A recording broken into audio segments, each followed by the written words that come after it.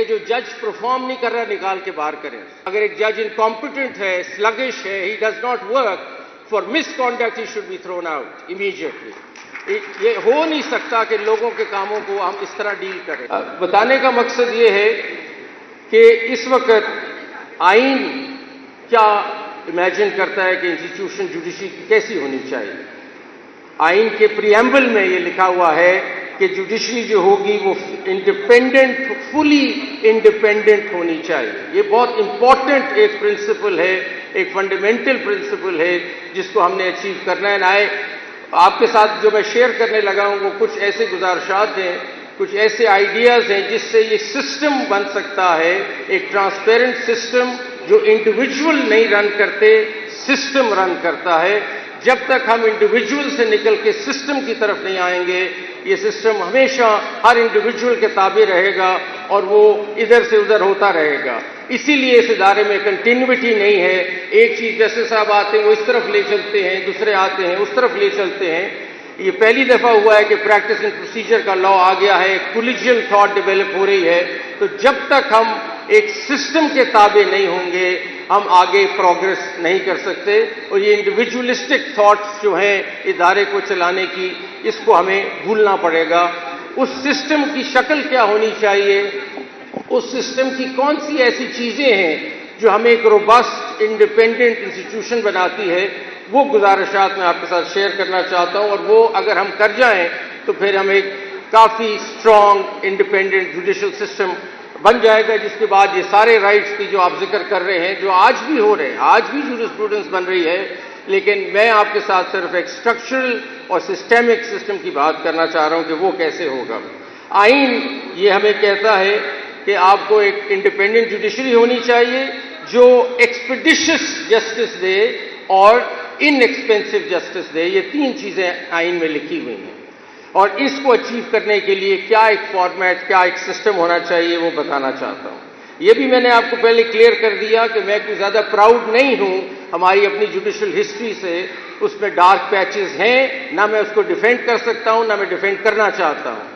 मैंने आपको ये भी बताया कि अच्छी डिसीजंस भी होती हैं, बुरी भी होती हैं, लेकिन इस वक्त मैं आपसे मुखातिब सिर्फ इस बात पे हूं कि फ्यूचर की सोच क्या है इदारे के अंदर। और आप लोगों का इंस्टीट्यूशन है, आपको हम सर्विस करते हैं। 240 मिलियन की पॉपुलेशन है जिसको सुप्रीम कोर्ट और जुडिशरी सर्विस कर रही है, तो उनकी अपनी सोच अंदर क्या है ये मैं आपके साथ आज शेयर करना चाहता हूं।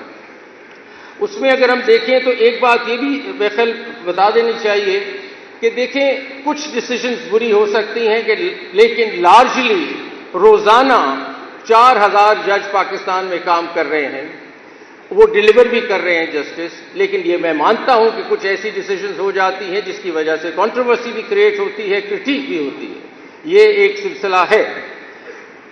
हमारे लास्ट ईयर खाली, और मैं आपको सिर्फ इतना क्रेडिट तो लेना चाहता हूं कि आखिर हम सर्विस कर रहे हैं 2023 अलोन में हमने 1.69 मिलियन केसेस डिसाइड किए हैं पाकिस्तान में, जनवरी 23 से दिसंबर 23 तक। तो आखिर कुछ जज साहबान काम तो कर रहे हैं, तो एकदम इसको ब्रश असाइड मत कीजिए कि जस्टिस सिस्टम चल ही नहीं रहा। ऐसा भी नहीं है।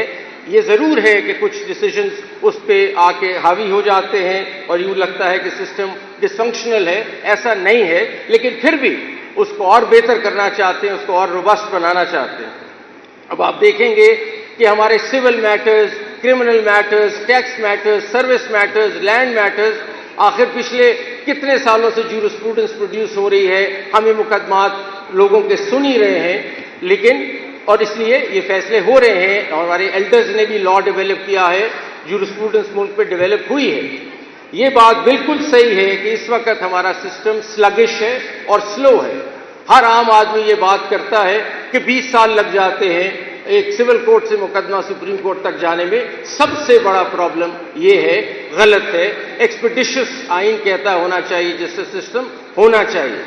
तो अभी जो मैं आपके साथ शेयर करने लगा हूं वो सिस्टम के कैसी ऐसी इंटरवेंशंस करनी हमें जरूरी हैं जो हम सोच भी रहे हैं इस वक्त, करंट लीडरशिप ऑल्सो, जो आपके साथ शेयर करना चाहता हूं। सबसे पहले जो बहुत जरूरी हो जाएगा हमें 2 या 4 या जितने भी हमारे मिलियन केसेस पेंडिंग हैं, इनको हल करने के लिए, इसमें एक्सपेडिशियस जस्टिस सिस्टम लाने के लिए सबसे ज़्यादा ज़रूरी जो होगा वो टेक्नोलॉजी का सहारा लेना हमें ज़रूरी है।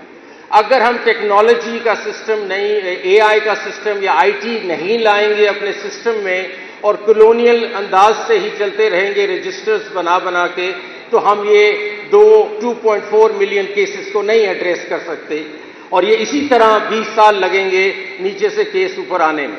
तो इस वक्त जो सोच है, जिस पे काम हो रहा है, हमारी एक नेशनल जुडिशियल ऑटोमेशन कमेटी है जिसने अभी रिसेंटली ये डिसाइड किया है कि देखें, आपसे मैं बिल्कुल फ्रैंकली बताता हूं कि आज मैं अगर किसी सेशंस जज साहब से पूछूं कि बताएं फैसलाबाद डिस्ट्रिक्ट में प्रॉब्लम किस केस का आ रहा है, बॉटलनेक्स किधर है, क्यों नहीं आपके केसेस डिसाइड हो रहे, वो उंगली नहीं रख सकते उस केस पे कि जिसमें प्रॉब्लम है। वो मुझे नहीं बता सकते कि कौन सा केस है जिसमें 40 एडजर्नमेंट हो गए हैं। वो मुझे नहीं बता सकते कि किस में एविडेंस नहीं हुआ पिछले 2 साल से। वो मुझे नहीं बता सकते कि किस में एविडेंस होना है, किसकी एडजर्नमेंट्स हुई हैं, किस में स्टे ऑर्डर मिल गया है और 2 साल गुजर गए हैं, नहीं बता सकते। अभी तक हम डेटा मांगते हैं तो हमें एक्सेल शीट पे एक डेटा मिल जाता है जो हमसे that doesn't talk to us, that data doesn't talk to us. So हमें टेक्नोलॉजी, एक स्मार्ट टेक्नोलॉजी लेके जानी है डिस्ट्रिक्ट लेवल पे और हमें ये डेटा कलेक्ट करना है जो इंटेलिजेंट स्मार्ट डेटा है जिसकी एनालिसिस हमें शुरू करनी पड़ेगी। हर डिस्ट्रिक्ट में हमारा डेटा एंड एनालिसिस रूम जब तक नहीं बनेगा, अनलेस हर रोज बैठ के हम डैशबोर्ड पे देखें कि कौन से केसेस डिसाइड हो रहे हैं और कौन से नहीं हो रहे। हम नया सिस्टम जो बनाना चाह रहे हैं उसमें हर केस की लाइफ हिस्ट्री के अंदर जो जो प्रॉब्लम्स हैं उनको अलार्म बेल्स का नाम दे रहे हैं और अलार्म बेल्स के तौर पे उसको इकट्ठा करेंगे। फॉर एग्जाम्पल, अगर एक केस में 3 साल से वो डिसाइड नहीं हो रहा, एविडेंस नहीं हो रहा, या एडजर्नमेंट्स हो रही हैं या स्टे ऑर्डर, ये अलार्म बेल्स हैं। This will put that case into red. अब हम कोशिश कर रहे हैं कि डैशबोर्ड्स बन जाए, कलर कोडेड डैशबोर्ड्स, और आई कैन टेल कि कौन से केसेस रेड में हैं जो आज मैं नहीं बता सकता। If I pick up the phone and talk to the sessions judge in Pakistan, I can't tell him कौन सा केस ठीक करो, कौन से तुम्हारे प्रॉब्लम एरियाज हैं, मैं नहीं बता सकता। It is important that through this information technology हम डैशबोर्ड्स क्रिएट करें जिसमें हम थ्रू कलर कोडिंग हम बता सकते हैं कि ये रेड में है केसेस, ये ऑरेंज में है केसेस और ये ग्रीन में है। आइडियल पाकिस्तान क्या होगा कि सारे जिले जो होंगे ग्रीन में पहुंच जाएं और हमारे सारे रेड केसेस खत्म हो जाएं। इसी तरह हाई कोर्ट में और इसी तरह सुप्रीम कोर्ट में। So the first big intervention जिस पे काम शुरू है वो ये है कि टेक्नोलॉजी अगर आप नहीं लाएंगे और एआई नहीं लाएंगे तो ये सिस्टम नहीं ठीक हो सकता, ये इसी तरह चलता रहेगा। तो अगर कोई चीज़ नहीं करनी है तो टेक्नोलॉजी है, और technology through dashboard, intelligent data, monitoring and supervision, every day supervision of the case. जिस तरह आप एक बड़ी कॉरपोरेशन देखते हैं, उनका एक कंट्रोल रूम होता है जिसमें वो डेली देख रहे हैं अपनी प्रोडक्शन कि कैसे चल रहा है। जब तक हमारा ये सिस्टम नहीं बनेगा हम अपने केसेस को नहीं मॉनिटर कर सकेंगे और यूं ही चीजें चलती रहेंगी जैसे चल रही। So that's number 1। नंबर 2 पे आते हैं। नंबर 2 ये है कि हमारी जो अपॉइंटमेंट का तरीका है उसको हमें देखना है कि जजेस हम अपॉइंट कैसे करते हैं। मेरे ख्याल ये बहुत ही क्रिटिकल एरिया है कि आपकी अपॉइंटमेंट एक हाई कोर्ट के जज की या वैसे डिस्ट्रिक्ट जुडिशरी के जज की कैसे हो रही है। एग्जामिनेशन पैटर्न्स डिस्ट्रिक्ट जुडिशरी के कैसे हैं। हमारे कुछ ज़माने में हम सुनते हैं कि ऐसे भी जजेस आए जिसको चाइना बैच कहते हैं, क्योंकि बड़े आसानी से कोई टेस्ट दे के जजेस आ गए। तो China batch, I am not putting down China at all, but I am saying China batch ने फिर जो रिजल्ट्स दिखाए होंगे वो भी आपके सामने आ गए होंगे। तो इसलिए appointment process has to be state of the art और हमें उसमें चीज़ें सोचनी है और रीथिंक करनी है। इस वक्त जुडिशल कमीशन ऑफ पाकिस्तान के पास रूल्स पेंडिंग हैं जो 3rd और 4th को मीटिंग रखी गई है और हमारी बार भी उसमें शामिल है कि हमने देखना है कि हमने अपॉइंटमेंट्स कैसे करनी है। We have to be very clear about the person that we are inducting as a जज, बिकॉज उसने 20 साल सिस्टम में रहना है और सिस्टम को बिठा भी सकता है और खड़ा भी कर सकता है। इसलिए बहुत लाजमन है कि वो जज आप कैसे लेते हैं। सो अपॉइंटमेंट प्रोसेस में पब्लिक हियरिंग्स का कॉन्सेप्ट, ये मेरी सोच है कि पब्लिक हियरिंग्स का भी कॉन्सेप्ट हो सकता है। आप उसके कैरेक्टर के बारे में देखें, आप उसके काम के बारे में देखें और ये सिफारशात से और रिक्वेस्ट से और उसके बेटा और उसका बेटा, ये जजेस इस तरह नहीं बनाने। हमने जज बनाने हैं मेरिट पे अगर सिस्टम चलाना है। और if you really want to make Asma Jahangir proud one day, then we to really figure that out seriously. So एक हम उसके काफ़ी रिगरस तरीके हैं जिसको डिस्कस किया जा सकता है, लेकिन अभी आप लोगों को बताने का मकसद ये है कि हम इसको रिविजिट कर रहे हैं कि आपने इंडक्ट जजेस को कैसे करना है. Everything starts at the appointment stage and it is very important. दूसरी चीज़ जो है वो ये है कि जो जज परफॉर्म नहीं कर रहा निकाल के बाहर करें. ये नहीं हो सकता कि एक जज परफॉर्म नहीं कर रहा, अब आप बैठे रहे जी अगले 20 साल इस सिस्टम में. क्यों बैठे रहे? अगर एक जज इनकॉम्पिटेंट है, स्लगिश है, he does not work, for misconduct he should be thrown out immediately. ये हो नहीं सकता कि लोगों के कामों को हम इस तरह डील करें. सो आई थिंक हमारा जो सुप्रीम जुडिशियल काउंसिल है, we have to make it more empowered. And recent decisions you must have seen, अभी जो हमारे चीफ जस्टिस हैं उन्होंने इस पर काफ़ी सीरियसली एक्शन लिया.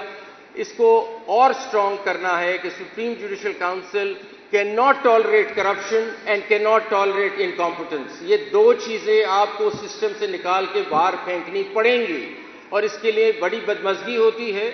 इतना आसान नहीं है जजेस को निकालना, इसमें बहुत से फिर ग्रुपिंग हो जाती है, डिस्टर्बेंस हो जाती है, लेकिन we have to cut through this stage and we have to achieve this